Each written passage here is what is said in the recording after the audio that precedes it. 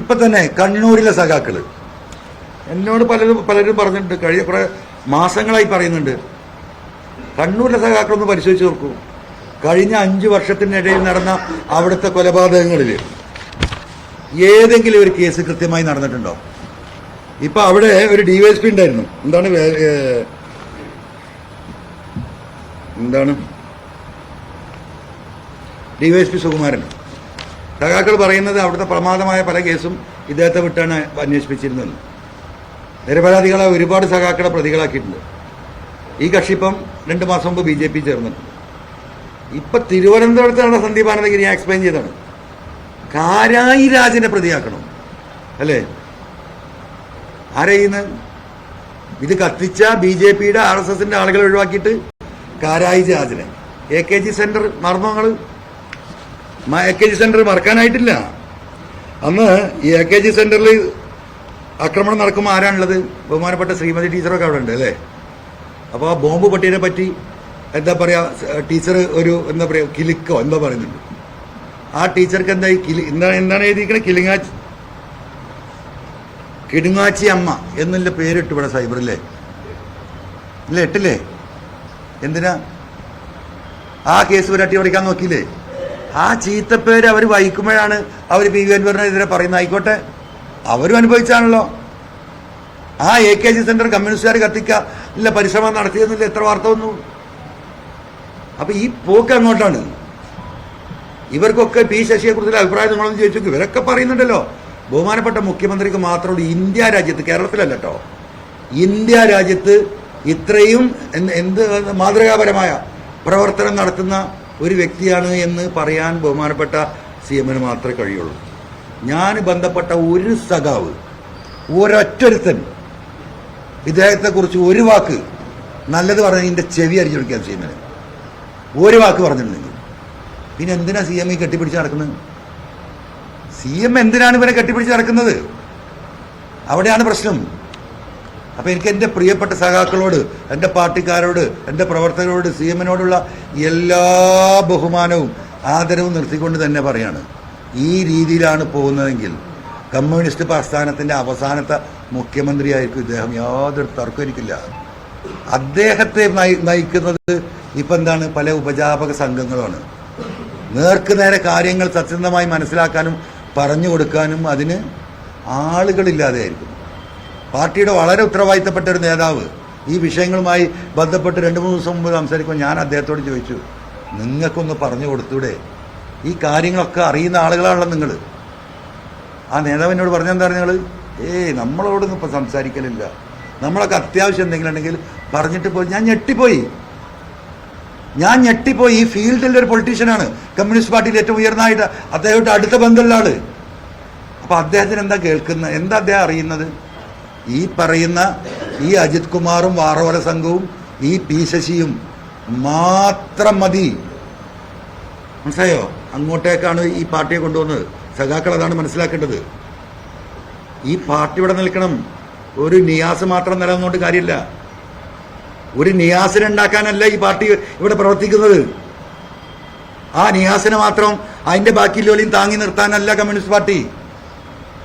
അങ്ങനെ ആരെങ്കിലും ധരിക്കുന്നുണ്ടെങ്കിൽ അതിനു വേണ്ടിയിട്ട് ആരെങ്കിലും അതിന്റെ ഒപ്പം നിന്നിട്ട് PV അൻവറിന്റെ നെഞ്ചത്ത് കയറാൻ വരുന്നുണ്ടെങ്കിൽ റിയാസ് തല പോയിക്കണം. അതുകൊണ്ടാ ഇതൊക്കെ ബ്ലോക്കാണ്.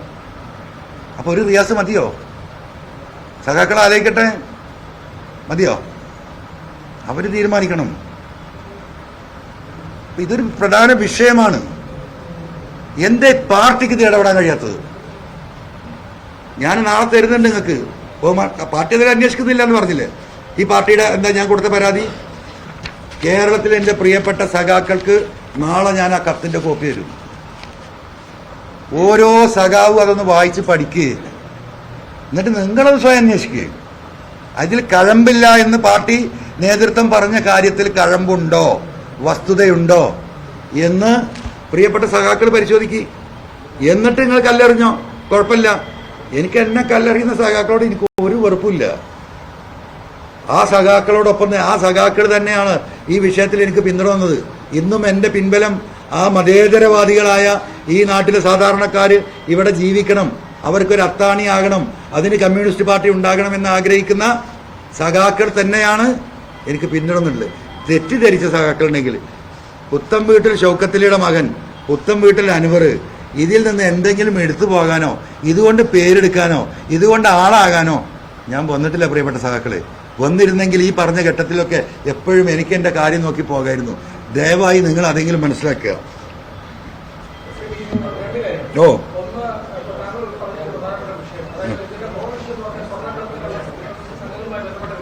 ഓ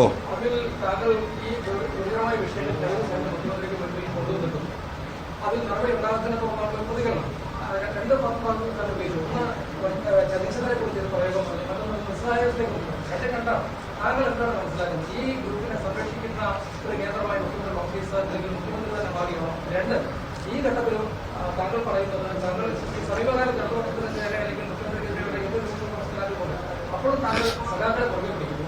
ഇപ്പോഴും സഖാക്കളുടെ സപ്പോർട്ട് താങ്കൾ ഒന്നതാണെങ്കിലും ഈ രണ്ട് കാര്യങ്ങളുടെ പ്രശ്നം വളരെ വ്യക്തമാണ്. ഒന്നാമത്തെ കാര്യം, ഞാനിപ്പോൾ പറഞ്ഞു വെച്ച കുറച്ച് കാര്യങ്ങളുണ്ട്. ഞാൻ അതിൽ തന്നെ മുഖ്യമന്ത്രിക്ക് കൊടുത്ത കാര്യങ്ങളുമായി ബന്ധപ്പെട്ട് അതിൽ ഒതുങ്ങി നിൽക്കുകയാണ്. ഞാൻ മുഖ്യമന്ത്രിയുടെ ഓഫീസ് നിൽക്കുന്ന ഒരു അഗ്നിപർവ്വതത്തിൻ്റെ മുകളിലാണ് അക്കോർഡിംഗ് ടു മീ. ഞാൻ ഈ അന്വേഷണമായി പോയപ്പോൾ ഒരുപാട് കാര്യങ്ങൾ ഞാൻ അറിഞ്ഞിട്ടുണ്ട്. പക്ഷേ ഈ പാർട്ടിയെ തകർക്കാൻ ഞാൻ ഒരിക്കലും ഉദ്ദേശിക്കുന്നില്ല. കെട്ടവരുടെ കയ്യിൽ നിന്ന് നല്ലവരുടെ കയ്യിലേക്ക് എന്തെങ്കിലും ഈ പാർട്ടി തിരിച്ചു വന്നേക്കാം. അപ്പോൾ ഇതിൻ്റെ അടിവേര് വെട്ടാൻ PV തയ്യാറാവില്ല. ഞാൻ അറിഞ്ഞ വിവരങ്ങൾ ഈ നാട്ടിലേക്ക് ഷെയർ ചെയ്താൽ AKG സെൻറ്റർ പോലീസ് സഖാക്കൾ ഓടേണ്ടി വരും. ഞാൻ ചെയ്യൂലപ്പോൾ. പക്ഷെ എൻ്റെ മേത്തേക്ക് എടുത്താലുണ്ടല്ലോ, എൻ്റെ ശരീരത്തിലേക്ക് എടുക്കാൻ, എന്നെ കള്ളക്കേസിൽ കൊടുക്കാനാണ് പരിപാടിയെങ്കിൽ, എന്നെ കൊല്ലാനാണ് പരിപാടിയെങ്കിൽ അപ്പോൾ നമുക്ക് നോക്കാം. കാരണം ഞാൻ ഈ തെളിവും കീശി വെച്ച് നടക്കില്ല. എനിക്കറിയാം എൻ്റെ ശത്രുക്കൾ ആരൊക്കെയാണെന്ന്. അജിത് കുമാറിൻ്റെ ശേഷി എനിക്കറിയാം, അവൻ്റെ വിദേശത്തിൻ്റെ ശേഷി എനിക്കറിയാം, അന്യ സംസ്ഥാനങ്ങളിലെ ശേഷി എനിക്കറിയാം. അപ്പം അത് എവിടെയൊക്കെ എത്തിക്കണമോ എവിടെയൊക്കെ അത് വെക്കണോ ഞാൻ വെച്ചിട്ടുണ്ട്. ഞാൻ കാലിയായാലും തെളിവ് ഇങ്ങനെ വരും. മനസ്സിലായോ? അത് പോട്ടെ. അപ്പോൾ ഞാൻ പറഞ്ഞു വരുന്നത്, നിങ്ങളുടെ ചോദ്യം ബഹുമാനപ്പെട്ട മുഖ്യമന്ത്രിയുടെ ഓഫീസ് എന്താ ചോദിച്ചത്?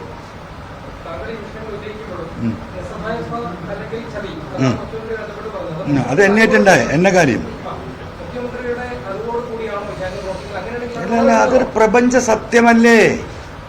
മുഖ്യമന്ത്രിയുടെ അറിവില്ലാതെ ഈ കോലത്തിൽ നടക്കുമോ? ഒരു ദിവസമല്ലല്ലോ, 3 കൊല്ലമായിട്ട് നടക്കുന്ന ഈ പറയുന്ന ഈ തോന്നിവാസം ഇന്റലിജൻസില്ലേ, സ്പെഷ്യൽ ബ്രാഞ്ചില്ലേ, വിജിലൻസില്ലേ, കേന്ദ്ര ഏജൻസികളില്ലേ, നാട്ടുകാരില്ലേ, പാർട്ടിക്കാരില്ലേ, പബ്ലിക്കായിട്ടല്ലേ കരിപ്പൂർ അടിച്ചു പോണത്. 10 മണി കഴിഞ്ഞാൽ കരിപ്പൂർ ആ റോഡ് ബ്ലോക്ക് ചെയ്യണമല്ലേ, ലൈറ്റ് ഓഫ് ചെയ്യണം.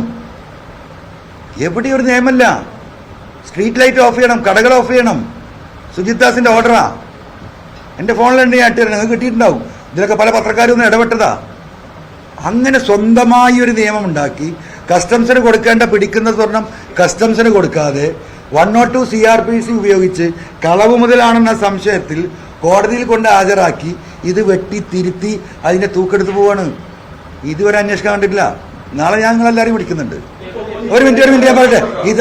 ഞാൻ പറയട്ടെ, ഞാനൊരു കാര്യം, ഒരു തട്ടാൻ ഉണ്ണിന്റെ കാര്യം ആവർത്തിച്ച് പറഞ്ഞിരുന്ന അപ്രൈസർ, നാളെ ഉണ്ണിന്റെ സ്വത്ത് ഞാൻ നിങ്ങൾക്ക് കാണിച്ചു തരുന്നുണ്ട്. പോലീസ് കണ്ടെത്തിയിട്ടില്ലല്ലോ. നാളെ രാവിലെ ചായ കുടിച്ച് റെഡി ആയിക്കോ. നാളെ രാവിലെ മുതൽ ചലോ കൊണ്ടോട്ടി. മനസ്സിലായില്ലേ? അല്ല, തെളിവ് ഞാൻ തരാം.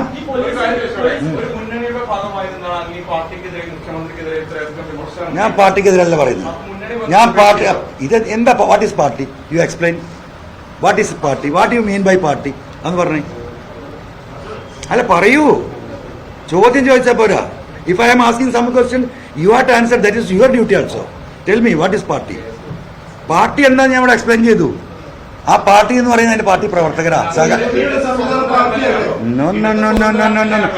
കമ്മ്യൂണിസ്റ്റ് പാർട്ടി എന്ന് പറയുന്നത്, പാർട്ടി എന്ന് പറഞ്ഞ പാർട്ടി സഖാക്കളാണ്. മനസ്സിലായോ? അതിന്റെ മുകളിലുള്ള മേൽക്കൂര മാത്രമാണ് പാർട്ടി ലീഡേഴ്സ്. മനസ്സിലായോ? ആ സ്ട്രക്ചർ എന്ന് പറയുന്നത് പാർട്ടി സഖാക്കളാണ്.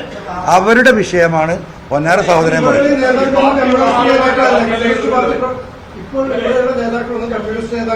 സൂപ്പർ നേതാക്കളാണ്, പക്ഷെ കാലിൽ ചെങ്ങലുണ്ട്, കൊച്ചുവലങ്ങാണ്.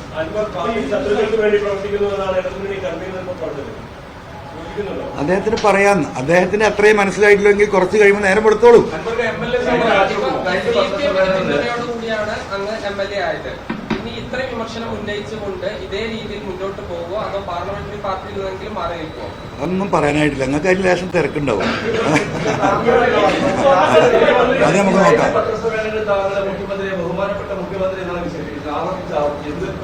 ഒരു കുറവിപ്പോഴുമില്ല. മുഖ്യമന്ത്രിക്ക് അതിൽ പരിപൂർണമായ മുഖ്യമന്ത്രിക്ക് അതിൽ ബഹുമാനം ഉണ്ട്. അതിന് യാതൊരു തർക്കമില്ല. അല്ല, ഞാൻ പണ്ട് പറഞ്ഞത് എൻ്റെ പിതാവിനെ പോലെയാണ് ഞാൻ. അങ്ങനെ ഇങ്ങനെ ഒരു കുടുംബഞ്ചനായി നമ്മൾ ചെയ്യും. ആ മക്കൾ തള്ളിപ്പറയും, അതാണ് അവൻ കോൺഗ്രസ് വന്നാണ്, ആ സംസ്കാരം എനിക്കൊരു പ്രശ്നമില്ല, ഇങ്ങനെ ആയിരുന്നില്ല ഉന്നയിക്കേണ്ടത്, ഓക്കെ കറക്റ്റാണ്, പാർട്ടി സംവിധാനം അതല്ല, അതൊക്കെ നമുക്ക് കേൾക്കാം. അവന് കുറച്ച് മൂപ്പധികാണെന്ന് പറഞ്ഞാൽ അത് ഞാൻ സമ്മതിക്കും, ഒന്നും പ്രശ്നമില്ല.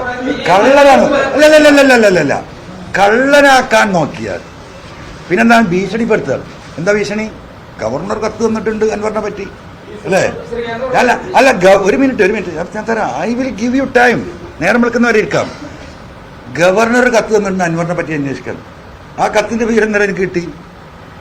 അതിൽ ഗവർണർ അൻവറിനെ പറ്റിയല്ല അന്വേഷിക്കാൻ പറഞ്ഞത്, ഗവർണർ അൻവർ ഉന്നയിച്ച ഫോൺ ചോർത്തലിനെ കുറിച്ചാണ് അന്വേഷിക്കാൻ പറഞ്ഞത്.